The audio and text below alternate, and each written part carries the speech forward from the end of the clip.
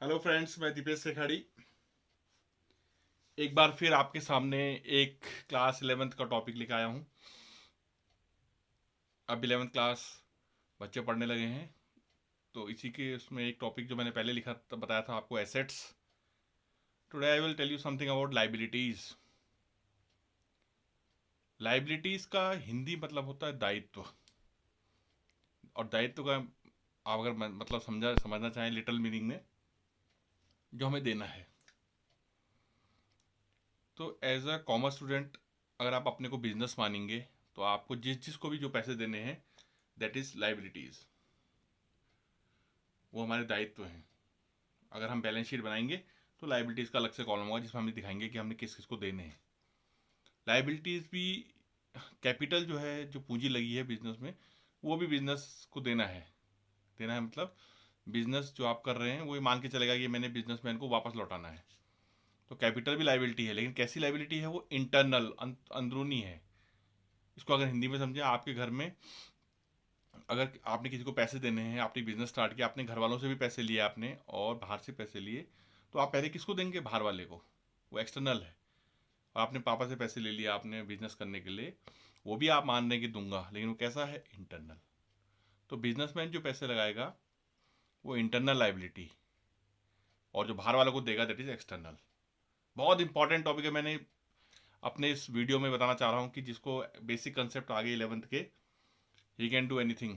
सी ए सब जो करने के लिए पहले बेसिक्स आना बहुत ज़रूरी है। और आई होप आपको अच्छा लगेगा ये वीडियो देख के। इसको देखिए, आपको अंदाज आएगा कि कैसे अकाउंट्स स्टार्ट करते हैं। तो लाइबिलिटी जो है हमने देना है, मैंने बताया आपको। अगर घर के पैसे देने हैं तो इंटरनल है, बाहर वाले को देना तो आउटसाइडर। अब इसके पार्ट्स होते हैं, देखिए। Current liability, long term liability.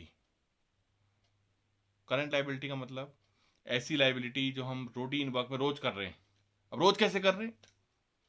रोज कैसे कर रहे हैं हम? जैसे हमने बिजनेस स्टार्ट किया, हमें सप्लायर सामान दे के गया, उसको पैसे देने हैं। हमने सप्लायर से कुछ सामान लिया था तो हम उसके क्या हो गए? क्रेडिटर। हमने उसको पैसे देने हैं। अब वो 5 साल के लिए थोड़ा देगी हमें सामान। हमने जो भी बिजनेस स्टार्ट किया किया है, उसके लिए हम रोज सामान लेते हैं और पैसे भी देते रहते हैं।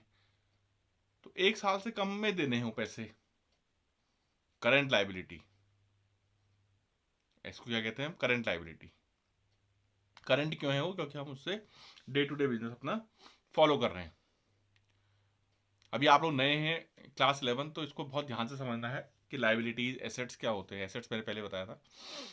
उसके बाद देखिए लॉन्ग टर्म, 1 साल से ऊपर का टाइम जिसमें मिले, उसे हम फिक्स लाइबिलिटी भी कह सकते हैं, क्योंकि हमने उसको कितने साल के लिए लिया? 5 साल के लिए। तो हम फिक्स लाइबिलिटी भी कह सकते हैं, लॉन्ग टर्म लाइबिलिटी भी कह सकते हैं। वो लाइबिलिटी जिसको 1 साल के अंदर नहीं लौटाना है, उसे कहते हैं हम लॉन्ग टर्म लाइबिलिटी। अब जैसे करंट लाइबिलिटी में मैंने आपको बताया, क्रेडिटर्स कौन होते हैं? क्रेडिटर्स जिनको हमने पैसे देने हैं। बैंक ओवरड्राफ्ट, ये भी बड़ा इंपॉर्टेंट टर्म होता है। बैंक ओडी का मतलब क्या होता है? बैंक का जो पैसा हमने देना है। क्यों देना है? हमने हमने जरूरत से ज़्यादा विड्रॉ कर लिया। 10,000 रुपये निकालने थे, बैंक ने हमारे बिहाफ में 15,000 रुपये किसी को पेमेंट कर दिए, तो वी हैव टू पे 5,000 बैक टू बैंक।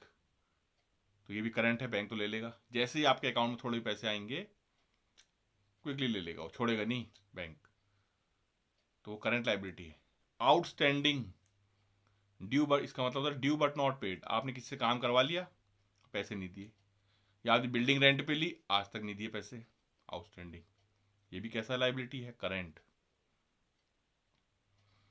आप लॉन्ग टर्म में देखो, आपने जो लाइबिलिटीज लंबे समय के लिए ली हैं, आपने लैंड के लिए लोन लिया, आपने बिल्डिंग खरीदी, बिल्डिंग के लिए लोन लिया, आपने अपनी फैक्ट्री के लिए 2 ट्रक खरीदे, उसके लिए लोन लिया। They are called long term borrowings.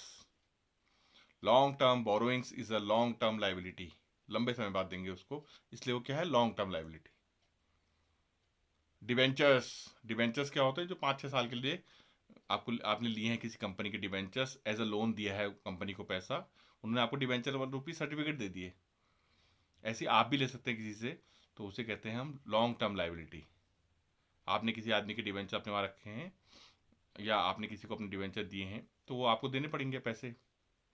5 साल के लिए लिए थे, उसने आपसे डिवेंचर लिया आपकी कंपनी के, आपने उससे पैसे ले लिया, 5 साल बाद डिवेंचर वापस ले आएगा, आपको पैसे देने पड़ेंगे। कैसी liability? Long term. Long term loan bank से, 20 साल का लोन, कैसी लाइबिलिटी? Long term liability.